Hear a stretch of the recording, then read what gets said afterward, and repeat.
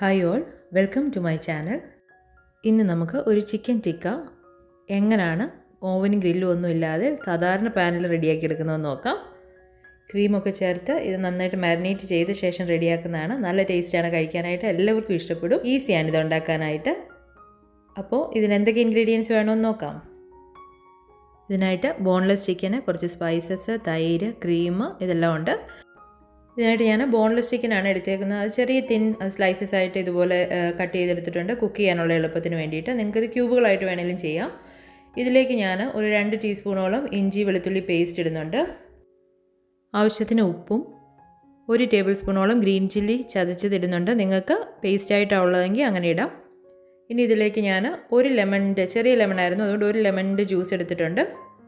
ഇതെല്ലാം കൂടി ആദ്യം ഒന്ന് മിക്സ് ചെയ്ത് ഒരു 10-20 മിനിറ്റ് നമുക്കിതൊന്ന് ഫസ്റ്റ് മാരിനേഷന് വേണ്ടി വെക്കാം.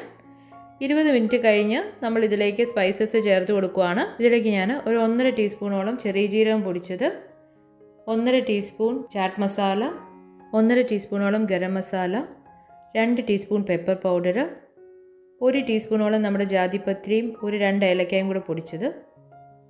ഇതിലേക്ക് ഞാൻ കസൂരി മേത്തി ചെറുതായിട്ടൊന്ന് റോസ്റ്റ് ചെയ്ത് ഏകദേശം 1 ടീസ്പൂണോളം ഇതുപോലെ ഒന്ന് ക്രഷ് ചെയ്തിടുന്നുണ്ട്. ഒരു 4 ടീസ്പൂണോളം തൈര് ഞാൻ അതിൻ്റെ വെള്ളം കളയാനായിട്ട് സ്ട്രെയിൻ ചെയ്യാൻ വെച്ച ശേഷം എടുക്കുന്നുണ്ട്. ഒരു 3/4 കപ്പോളം ക്രീമും കൂടി ചേർത്ത് ഇത് നന്നായിട്ട് മിക്സ് ചെയ്തിട്ട് ഇതിലേക്ക് ഞാൻ 1 ടീസ്പൂണോളം കോൺഫ്ലോർ ഇടുന്നുണ്ട്, ഓപ്ഷണലാണ്. ഇതുകൂടെ ഇട്ട് ഒന്ന് മിക്സ് ചെയ്ത് നിങ്ങൾക്ക് ടേസ്റ്റ് ഇഷ്ടമാണെന്നുണ്ടെങ്കിൽ മല്ലിയിലയും കൂടെ ചേർക്കാം. ഞാനിതിലേക്ക് ഒരു 2 ടീസ്പൂണോളം മല്ലിയില ചേർത്ത് കൊടുക്കുന്നുണ്ട്. അതുകൂടെ ചേർത്ത് മിക്സ് ചെയ്ത് നമുക്കിത് എത്രയും മാരിനേറ്റ് ചെയ്ത് വെക്കാവോ അത്രയും നല്ലതാണ്. ഓവർനൈറ്റ് വെക്കാമെങ്കിൽ അത് നല്ല സോഫ്റ്റും ജ്യൂസി ആയിട്ടുള്ള കബാബ്സ് നമുക്ക് റെഡിയാക്കി എടുക്കാം. ഞാനിത് ഒരു 6 to 8 hours മാരിനേറ്റ് ചെയ്യാൻ വെച്ചിട്ടുണ്ടായിരുന്നു. അറ്റ്ലീസ്റ്റ് ഒരു മാരിനേഷൻ ഒരു 2 to 3 hours എങ്കിലും വെക്കാനായിട്ട് ശ്രമിക്കണം. ഞാനിതുപോലെ വുഡൻ സ്ക്യൂവേഴ്സ് എടുത്തിട്ടുണ്ട്. ഇതില്ലാന്നുണ്ടെങ്കിൽ ഈ സ്ക്യൂവേഴ്സിലില്ലാതെ തന്നെ നമ്മൾ ജസ്റ്റ് പാനിലിട്ട് ഫ്രൈ ചെയ്യാവുന്നേ ഉള്ളൂ. ഇത് ഞാൻ ഈ സ്ക്യൂവേഴ്സിലേക്ക് ഇങ്ങനെ അറ്റാച്ച് ചെയ്ത് കൊടുക്കുന്നുണ്ട്. നിങ്ങളുടെ പാനിൻ്റെ വലുപ്പത്തിനനുസരിച്ച് വുഡൻ സ്ക്യൂവേഴ്സ് ആണെങ്കിൽ അത് കട്ട് ചെയ്തെടുക്കാവുന്നതാണ്. അങ്ങനെ ഞാൻ ഇതെല്ലാം റെഡിയാക്കി എടുത്തിട്ടുണ്ട്. ഇനി ഒരു പാനിലേക്ക് ഞാനൊരു 2 ടീസ്പൂണോളം ബട്ടർ ഇട്ട് കൊടുത്തിട്ടുണ്ട്. നിങ്ങളുടെ കയ്യിൽ അവൈലബിൾ ആയിട്ടുള്ള പോലത്തെ പാൻ എടുക്കാം. എൻ്റെ കയ്യിൽ ഇതുണ്ടായിരുന്നതുകൊണ്ട് ഞാൻ ഇങ്ങനെ എടുത്തതേ ഉള്ളൂ.